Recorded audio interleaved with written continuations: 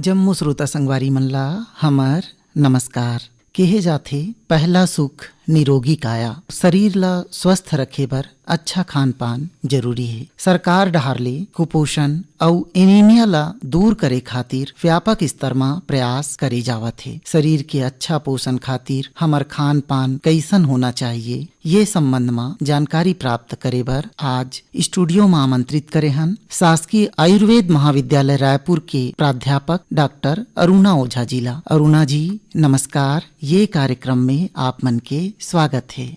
नमस्कार और सभी श्रोताओं को भी मेरा नमस्कार। डॉक्टर अरुणा जी, सामान्य शब्द में कहन त पोषण का होथे और शरीर के समुचित पोषण खातिर हमन ला का करना चाहिए? स्वस्थ रहने के लिए शरीर और मन को प्रतिदिन पोषण मिलना बहुत जरूरी है। चाहे हमारा स्वास्थ्य हो या बीमारी, दोनों ही स्थितियां हमारे आहार के ऊपर निर्भर करती हैं। इसलिए पोषण के लिए प्रतिदिन हमें समुचित आहार, जिसको हम संतुलित आहार भी कहते हैं, लेना बहुत जरूरी है। पोषण एक सतत प्रक्रिया है। यदि हम ऐसा चाहें कि हम हफ्ते में एक दिन या महीने में एक दिन पोषक आहार ले लेंगे तो शरीर को पोषण नहीं मिलेगा। इसलिए हमें हर रोज संतुलित आहार का सेवन करना चाहिए, ऐसा आहार जो हमारा समुचित पोषण करे। डॉक्टर अरुणा जी, संतुलित आहार कैसन होना चाहिए जेकर से हमन ला अच्छा पोषण मिल सके? हमें ये पता है कि स्वस्थ रहने के लिए हमें कुछ ऐसी चीजों की जरूरत पड़ती है जो हमारे शरीर की पूरी क्रिया को संतुलित रखें, जैसे प्रोटीन, कार्बोहाइड्रेट, वसा, पानी, खनिज लवण और विटामिन। प्रतिदिन के भोजन में ये सभी तत्व उचित मात्रा में होने चाहिए। आयुर्वेद षड रस युक्त आहार और पंच भौतिक आहार को संतुलित आहार मानता है। ये रस हमारे शरीर के क्रियाकारी तत्व वात, पित्त और कफ को संतुलित रखते हुए शरीर का पोषण करते हैं। ऐसा भोजन जो शारीरिक और मानसिक स्वास्थ्य को स्थिर रखे, सही समय में उसका पाचन हो जाए, डाइजेशन के बाद शरीर को किसी तरीके का कष्ट ना हो और जिस खाने को खाने के बाद मन तृप्त हो और खुश रहे, काम करने का शारीरिक और मानसिक उत्साह बना रहे, वो भोजन पोषक और संतुलित आहार कहलाता है। और ऐसा भोजन ही हमारे शरीर की रोग प्रतिरोधक क्षमता और ओज को बढ़ाने वाला होता है। अरुणा जी, आप षड रस युक्त अभी भोजन बतात रहे हो, वो षड रस युक्त भोजन का होते?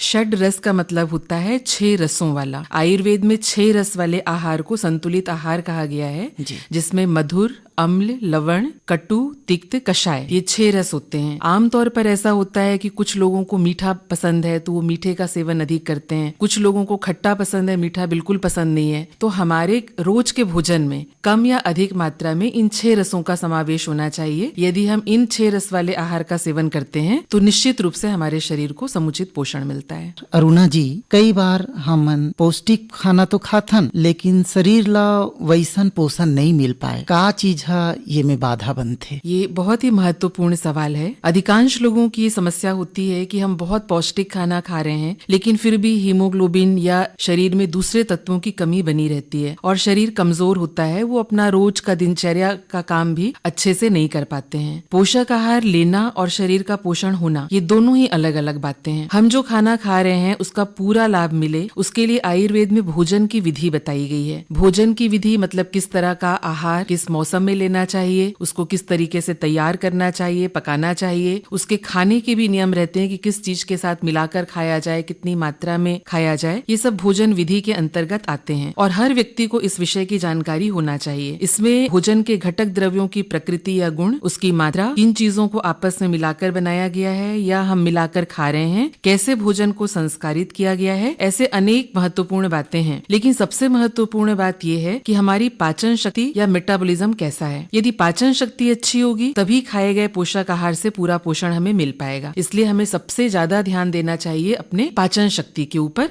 ताकि हम जो भी खा रहे हैं उसका पूरा लाभ हमें मिल सके। डॉक्टर अरुणा जी, आप बतात रहे हो कि शरीर के पोषण के लिए पाचन अच्छा होना चाहिए करके जी, तो पाचन मेटाबॉलिज्म अच्छा रहा है तेकर लिए का करना चाहिए? आयुर्वेद में जो आहार विधि बताई है कि किस व्यक्ति की पाचन शक्ति कैसी है, उसके अनुसार वो कम मात्रा में, अधिक मात्रा में या गरिष्ठ आहार का या जो सुपाच्य आहार है उसका सेवन करें। ऐसी बहुत सारी बातें हैं, अगर हम अपनी पाचन शक्ति को समझ लेते हैं तो उसके अनुरूप यदि हम आहार का सेवन करेंगे तो हमारी पाचन शक्ति अच्छी रहेगी। लेकिन फिर भी अभी इस वर्ष हमारा जो आयुष विभाग है वो आयुर्वेद दिवस की थीम दिया था, हर दिन हर घर आयुर्वेद। तो घर में उपलब्ध चीजों से हम अपने स्वास्थ्य का अनुवर्तन कैसे करें। हमारे घर में, हमारे किचन में बहुत सारी ऐसी चीजें होती हैं जो हमारे पाचन शक्ति को बढ़ाती हैं, जैसे धनिया, जीरा, मेथी, अजवाइन, सौंठ, अदरक, लहसुन। खजाना है हमारे पास औषधियों का हमारी रसोई में। इनका हम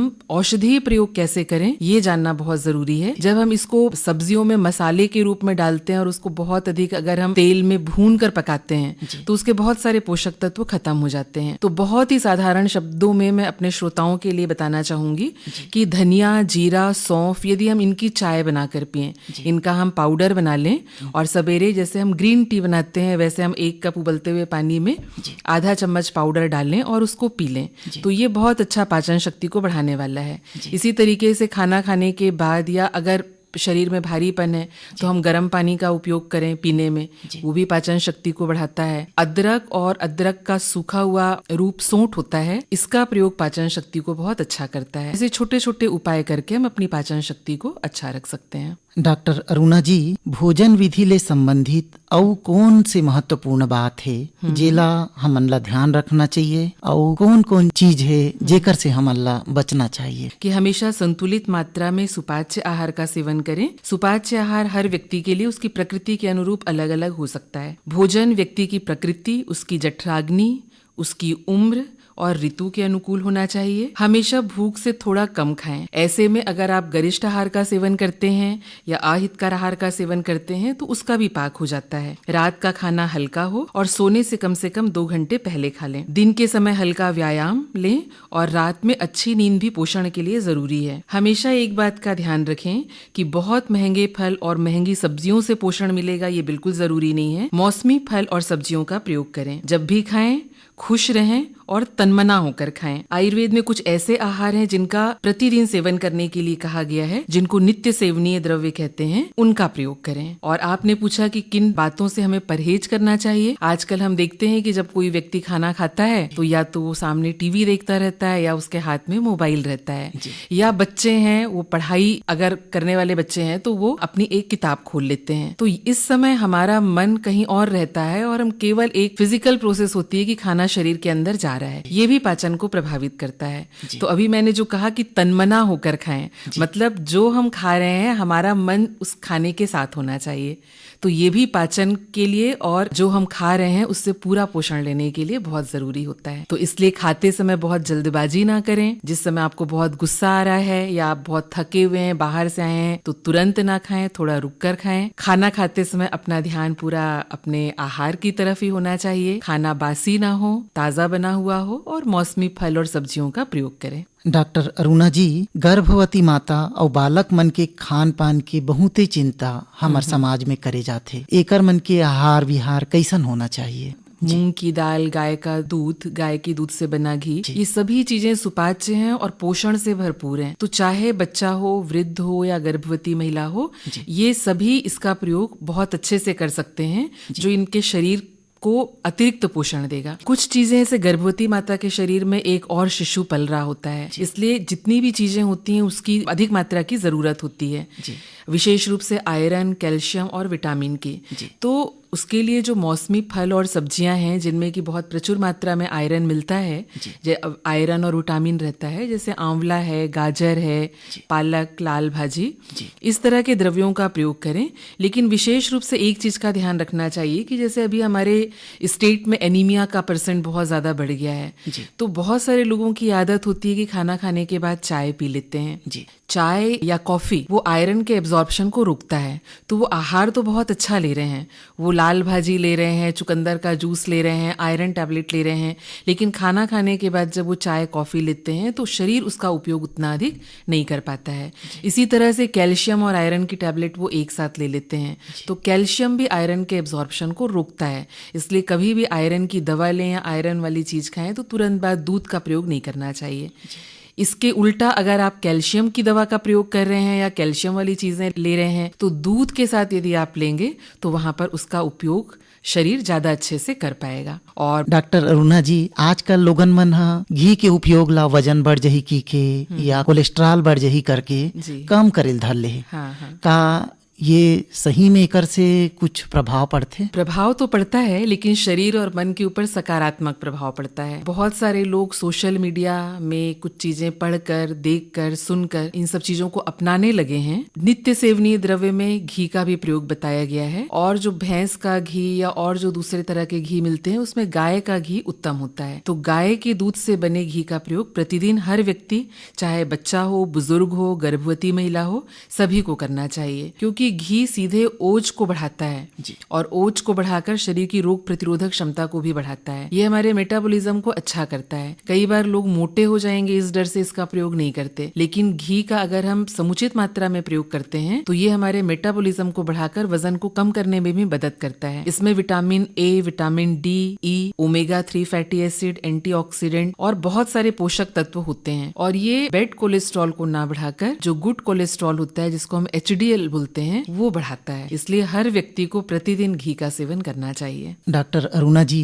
आप आयुर्वेदाचार्य हो जी। और आयुर्वेद तो जीवन ला निरोग पूर्ण जिए के बात कही थे। निरोग पूर्ण जीवन खातिर हमर दिनचर्या कैसन होना चाहिए? बहुत सही प्रश्न आपने किया। दिनचर्या का हमारे स्वास्थ्य और हमारी व्याधि दोनों से बहुत गहरा संबंध है। कोई भी व्यक्ति कितना अच्छा आहार ले रहा है, उसके साथ साथ इस चीज पर भी हमारा स्वास्थ्य निर्भर करता है कि हमारी दिनचर्या कैसी है। हमारे शरीर का एक बायोलॉजिकल क्लॉक होता है। अगर हम हमारी हर क्रियाकलाप का समय निश्चित होता है, उसको हम निश्चित समय पर करते हैं, तो निश्चित रूप से वो हमारे स्वास्थ्य को प्रभावित करता है। लेकिन फिर भी कुछ महत्वपूर्ण चीजें हैं जिनको अपनी दिनचर्या में हमें जरूर शामिल करना चाहिए। जैसे सुबह सूर्योदय के पहले अपना बिस्तर छोड़ दें, उठ जाएं। आप हल्का व्यायाम किसी भी रूप में, चाहे आप मॉर्निंग वॉक के लिए जाएं, व्यायाम करें, योगासन करें, किसी न किसी रूप में आप व्यायाम जरूर करें। आयुर्वेद में प्रतिदिन अभ्यंग या शरीर की किसी भी तेल से मालिश करने के लिए बोला गया है, जो हमारी हड्डियों को और मांसपेशियों को मजबूत करता है। तो अगर आपको सुबह समय ना मिले तो दिन में किसी भी समय एक बार जरूर मालिश करें। और एक बहुत अच्छी चीज बताई है, पाद अभ्यंग बोला गया है, पैर के तलवे में तेल से अभ्यंग करना। ये हमारे शरीर के लिए बहुत ही महत्वपूर्ण होता है। कई तरह की बीमारियां, जैसे आजकल सियाटिका, कमर दर्द, अनिद्रा, नींद ना आना, ये सब बहुत कॉमन हो गई हैं। तो यदि कोई व्यक्ति रोज रात में सोने के पहले पाद अभ्यंग करता है, उसके घर में जो तेल है, चाहे वो सरसों का तेल हो, नारियल का तेल हो या कोई मेडिकेटेड ऑयल हो, उससे वो करता है, तो इस तरह की बीमारियों से अपने आप को बचा सकता है।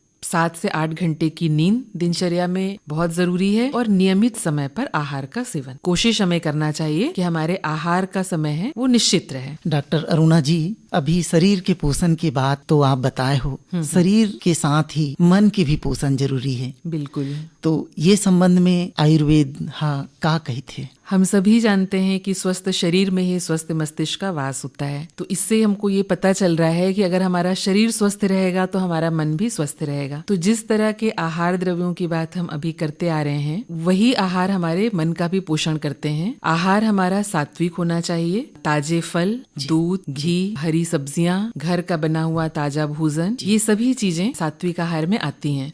और जिस आहार को हम खाते हैं, अगर उसका पाचन शरीर में अच्छे से होता है तो उसी का सूक्ष्म अंश हमारे मन का पोषण करता है।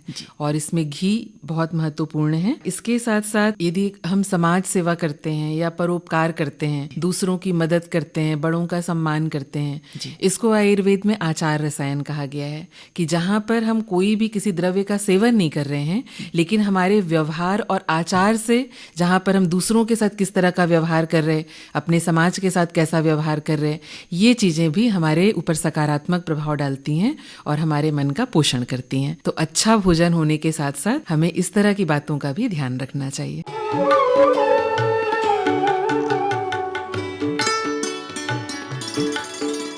डॉक्टर अरुणा जी, आप हमार श्रोता मल्ला पोषण के संबंध में शरीर ला स्वस्थ रखे खातिर अतिक सुघर जानकारी दे हो, तेकर बर आपला बहुत बहुत धन्यवाद।